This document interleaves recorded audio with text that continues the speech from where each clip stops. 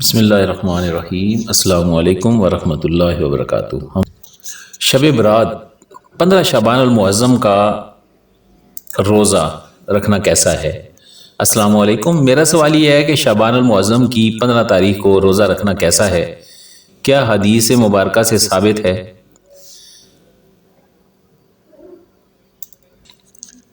اس کا جواب یہ ہے کہ 15 شعبان المعظم کو روزہ رکھنا مستحب ہے۔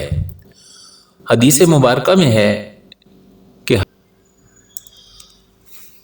حضرت علی رضی اللہ تعالیٰ عنہ کا بیان ہے کہ رسول پاک صلی اللہ علیہ وآلہ وسلم نے ارشاد فرمایا، جب شعبان کی 15ویں رات ہو تو رات کو قیام کرو، دن میں روزہ رکھو، کیونکہ اللہ تعالیٰ اس رات میں سورج غروب ہوتے ہی آسمان دنیا کی طرف متوجہ ہو جاتا ہے اور فرماتا ہے، کون ہے جو مجھ سے مغفرت طلب کرتا ہے کہ میں اسے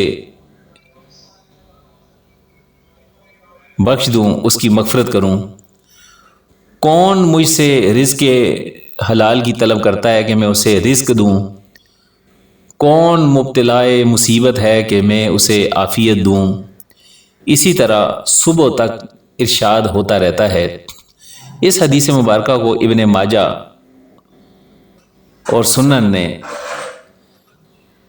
اپنی کتابوں میں نقل کیا ہے، لہذا جو مسلمان 15 شعبان المعظم کو روزہ رکھے گا وہ ثواب حاصل کرے گا، اور جو نہیں کرے گا اسے کچھ گناہ نہیں ہے۔ عزیز دوستو، 15 شعبان المعظم کو اگر کوئی بندہ رات کو عبادت کرتا ہے اور اللہ تعالیٰ سے اپنی حاجتیں مانگتا ہے اور دعائیں کرتا ہے، یہ مخصوص رات ہے۔ حضور نبی کریم صلی اللہ علیہ وآلہ وسلم نے ارشاد فرمایا کہ 5 راتوں میں سے ایک رات شب برات یا 15 شعبان کی رات ہے جس رات دعا کبھی رد نہیں ہوتی۔